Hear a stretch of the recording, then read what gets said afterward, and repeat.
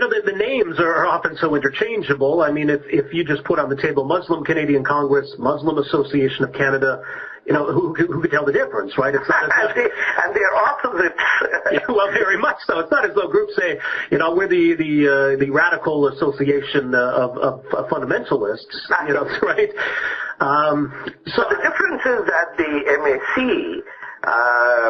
to give them credit, they're quite honest about it. They say very clearly on their website that they are the followers of the Muslim Brotherhood.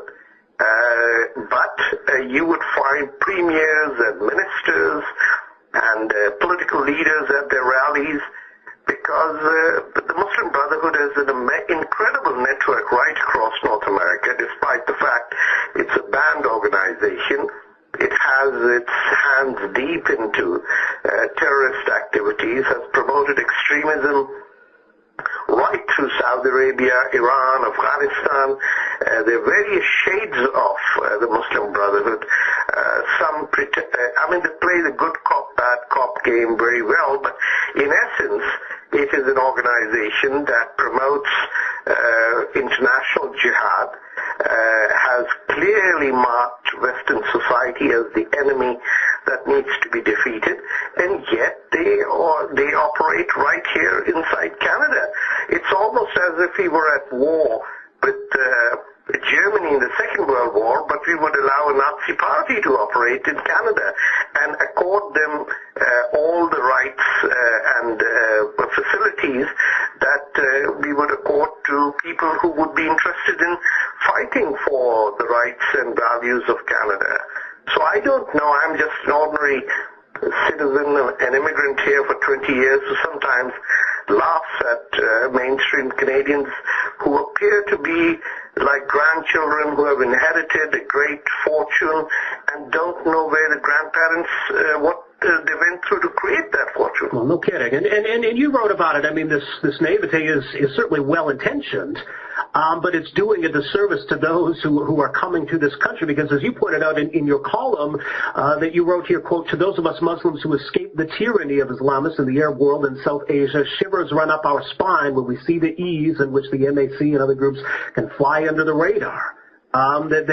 People have fled this ideology to come and seek haven in this country, and we're allowing it to follow them here.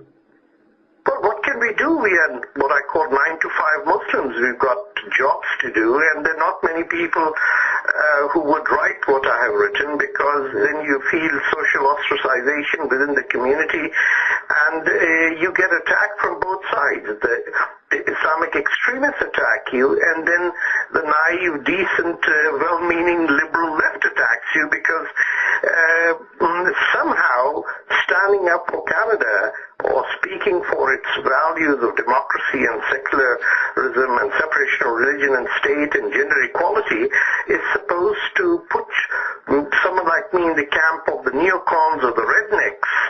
And it's quite funny because you got to fight both these guys at the same time. Well, and it is funny, and I'm certainly on the right. I'm more of a secular conservative in some respects, and it's funny. I talk about this, and people see it on the right-winger, on the neocon, but when I talk about Christian fundamentalists or criticize Christian radicals, I get called a left-winger.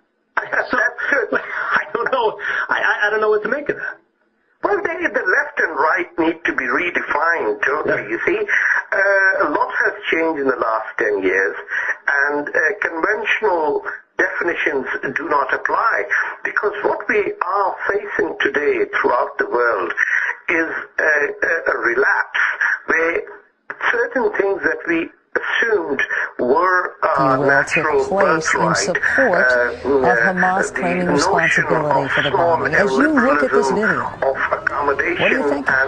It doesn't offer much hope, but we've seen similar videos to this. We even saw it after the September 11 attacks here in New York City. It seems that the Palestinian Authority has abrogated its responsibility to its people to break away from this culture of hate and get their people on the road to understand that Israel is going to continue to exist. I come from the left tradition.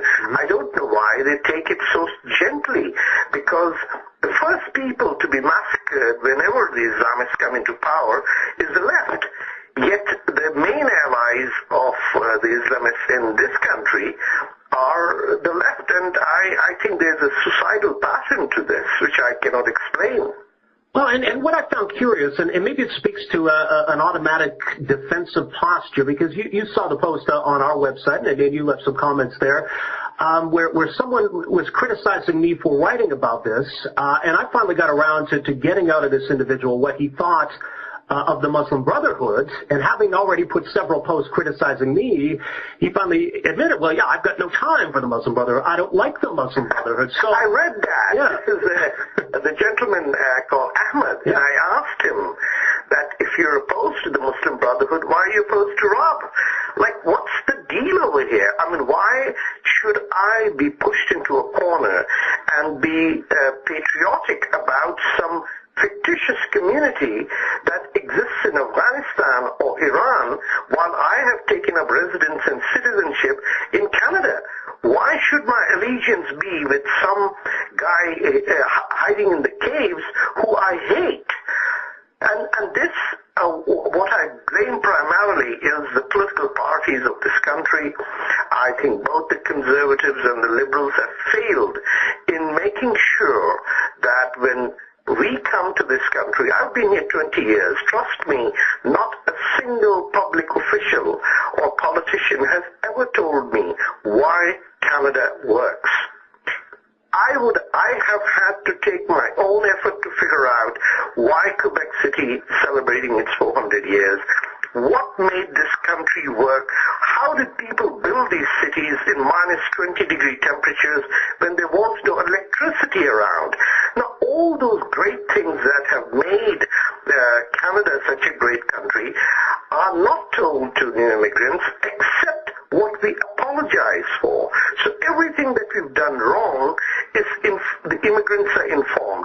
Everything that has made this country work, we keep it to ourselves, or we are ignorant about it.